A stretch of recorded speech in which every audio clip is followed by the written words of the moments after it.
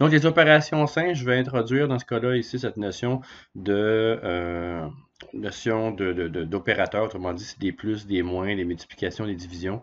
Ça se fait assez rapidement, là. C'est la même chose que on peut faire dans bien d'autres logiciels.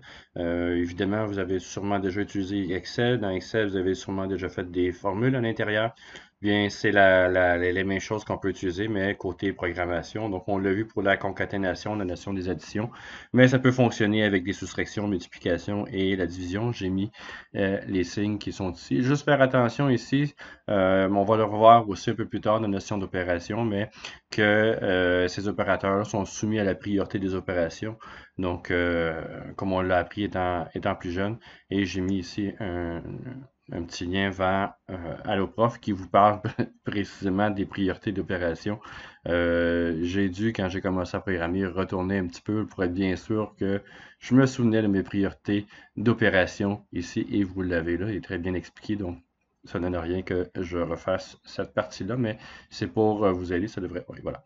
Donc, devrait arriver ici, et vous avez les notions de priorité d'opération qui se trouvent là. Donc, c'est juste un petit clin d'œil aussi en même temps. Mais c'est bon de savoir ici qu'est-ce qui est prioritaire dans une notion d'opération que j'ai ici.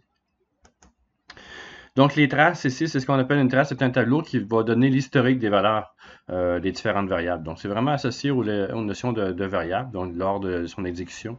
Cet outil-là est très intéressant pour vérifier la validité d'un algorithme. Donc, un algorithme, souvent, on se demande c'est quoi. Ça a l'air très, très scientifique, mais ce n'est plus ni moins qu'une suite finie et non ambiguë d'opérations. Donc, autrement dit, c'est des opérations que l'on fait et, ou d'instructions, dans ce cas ici, on met instructions, qui permettent de résoudre un problème. Donc, si votre problème, c'est de savoir est-ce qu'un chiffre est pair ou pas, bien, c'est de trouver est-ce que je divise par 2, il va me retourner quelque chose, ou il me retournera absolument rien, bien, c'est un algorithme. Si vous voulez de mettre tout à la puissance 2, ben, vous devrez faire un algorithme qui va mettre un chiffre, un nombre que vous allez recevoir et que vous allez mettre à la puissance 2, tout le monde dit qu'il va faire un exposant 2, donc multiplication par lui-même, donc pour pouvoir faire ça, et ça devient un algorithme. Donc, c'est pas très compliqué.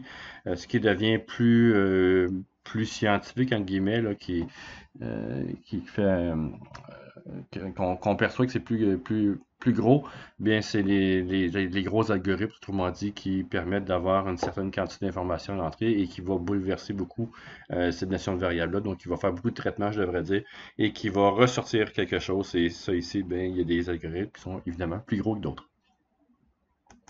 Donc, si on regarde la notion concrètement de trace ici que l'on a là, bien, si on regarde le code suivant, donc on a un entier var 1, un entier var 2, un entier var 3. Évidemment, la belle manière de ne pas nommer les variables, mais pour la notion de démonstration, c'est honnête, donc c'est correct. Et on peut voir ici dans la ligne 1, 2, 3, 4 et 5 qui sont là, bien, j'ai var 1 qui est égal à 5, et après ça, bien, j'ai des éléments qui se font. Et à partir de cette partie-là, eh bien, je peux aller voir ligne 1, 2, 3, 4, 5 qui se trouve être ici.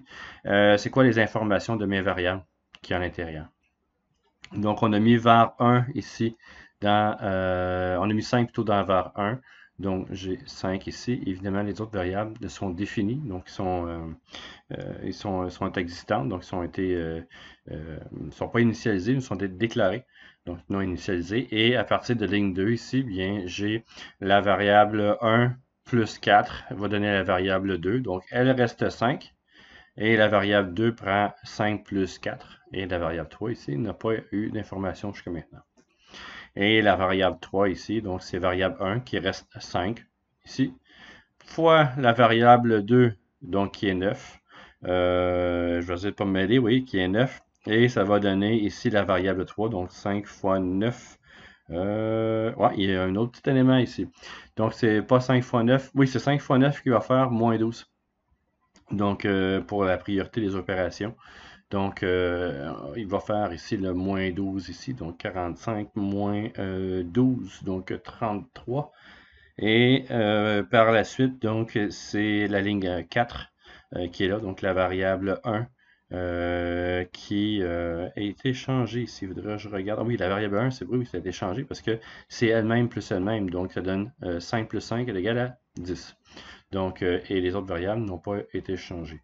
Et dans la dernière ligne, la ligne 5 ici que l'on a, c'est la variable ici 2 fois la variable 1, c'est ça, donc ici la variable 10, 2 fois 10, 20, et variable 3 qu'on a dit qui était 33, donc 20 moins, donc plutôt 33 moins 20, excusez-moi, va donner évidemment 13 ici. Donc, c'est l'élément. Et c'est la notion de trace donc qu'on va faire. C'est un peu ce que je vous ai montré aussi dans d'autres vidéos, dans une autre vidéo, une autre vidéo précédente, excusez-moi, et qui permettait de voir ici avec des points d'arrêt à l'intérieur de votre logiciel, de voir qu'est-ce qu'il y en est comme information et vous pouvez suivre ici votre trace de variable.